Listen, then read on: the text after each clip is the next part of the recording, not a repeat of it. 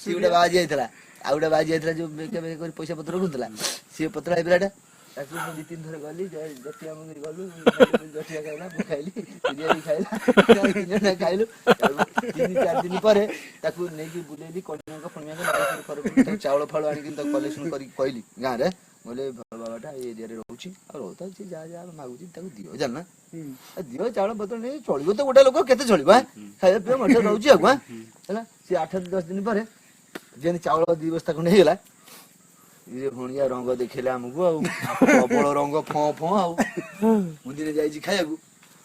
କହୁଛି ଆମେ କୋଉ ରୋଷେଇ କରି ଥୋଇଛୁ ଆମେ ଖାଇବାକୁ ଯାଇଛୁ ମୁଁ 2 ବସ୍ତା ଚାଉଳ ଦେଇଲି ମୋ ସକାଶେ ଗାଁରୁ ଦେଲେ ନରିଆ ପରିଆ ଫରିଆ ପରିଆ କଣିଆ ଗିଆ ଫାଣି ପକଡ଼ିଆ ହରିକା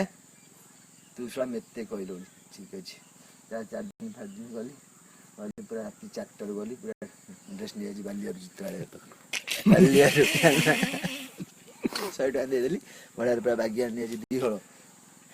ଆଉ ମୁଁ ଆଉ ଗୋଟେ ଟଙ୍କା ହେଲା ଜଟିଆ ନା ସୂରିଆ ପାଖରେ ପ୍ରକୃତ ସେଦିନ ପଇସା ନଥାଏ 8 ପଇସା ନଥାଏ ଯିବ ବୋଲି କୋଉଠିକି କହିଲୁ ଚାକିରି ଗୋଟିଏ 8 ନଥାଏ ରାତି ସାରା ସନ୍ଧ୍ୟା ବେଳୁ ବାଉଲା ଗଲା କଣ କରିବା ଟଙ୍କା ଦରକାର ସୁବାସ ଖାଲି ନାହିଁ କଣ କରିବା ତାକୁ ମୁଣ୍ଡ ଖର୍ଚ୍ଚ କଲି ଟଙ୍କା 200-300 ନବୁ ତୁ ନା ହଁ ମୁଁ କହିଲି ମୁଁ ପଳେଇବି ଆଉ ତୁ ଡ୍ରେସ୍ ପିନ୍ଧିଦେବୁ ତୁ ମୁଁ ଡ୍ରେସ୍ ପିନ୍ଧିଦେବି ଯୋଉ ବାବା ପିଲାଠୁ ଖାଇଛି ତା ପାଖେ ଟଙ୍କା 1000-2000 ଅଛି ହେଲା ଚାଉଳ ପତ୍ର ରଖିଛି ଆମେ ଆଉ କାହିଁକି ଚୋରି ଚାରି କରି ଆଣିବା ପୋଲିସ କରିଦେବି ସେ ଭାରି ପଡିବ ଛାନ୍ ଦେଇଦବ ଆଉ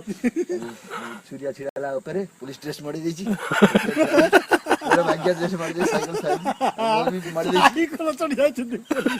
ମୁଁ ଚାଲି ଯାଇଛି ବାବା କଣ ଗାଁରେ ଗୋଟେ କେସ୍ କରିକି ଆଇଛ ଗୋଟେ ସରପଞ୍ଚ ପାଖରେ ଗୋଟେ କନେଷ୍ଟବଳ ଆସିକି ଗୋଟେ ଇଏ ହଉଛି ସରପଞ୍ଚ ମତେ ପଠେଇଛି ଗୋଟେ କଣ ଏଇଟା କରୁଛି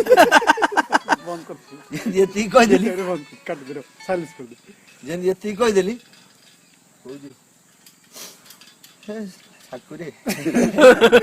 ସେ ମନ୍ଦିର ଦେଉଳ ଭିତରେ ଠାକୁରେ ମୁଁ ନାଇଁ କରୁଛି ବାବା ଯିଏ ତମ ନାଁ ଧରିକି ଭିକ୍ଷା ଲାଗି ଚଳେଇଲି ତଥାପି ମୁଁ ଗାଣ୍ଡିରେ ଆସିକି ଗୋଡେଇ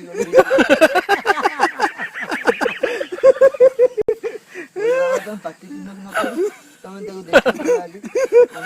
ଠିଆ ହେଇକି ପଦାକୁ ଯେତେବେଳେ ଭାଇ ପଡୁଛି ଦେଖିଦେଇଛି ମାଟିଆ ଡ୍ରେସ୍ କହୁଛି ପାଖକୁ ଯା ସରପଞ୍ଚ ଟା ମତେ ରଖେଇ ଥୋଇଦବ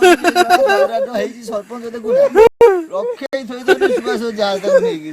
କନେଷ୍ଟବଳ ଟା ଗୋଟା ପଠେଇଛନ୍ତି କଣ କରିଛ କଣ ନାହିଁ କି କେସ୍ ବାସ କରୁଛ ଆସି ମଠରେ ଆସି ପହୁଛ ପଇସା ପତ୍ର ଅଛି ଟଙ୍କା 400-500 ଟଙ୍କା ଦେଇକି ସେ ପଳେଇ ଯାଉ ଆଇଛି ଏଥିରେ ଖର୍ଚ୍ଚ ବାର୍ଚ୍ଚ ନବା ତମକୁ ନବା କଥା ହେଇଯିବ ଇଏଟା ତାର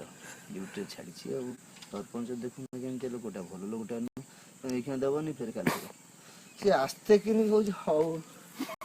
ଆଚ୍ଛା ସେ ଟଙ୍କା ଥିଲା କୋଉଠି ଦେଲ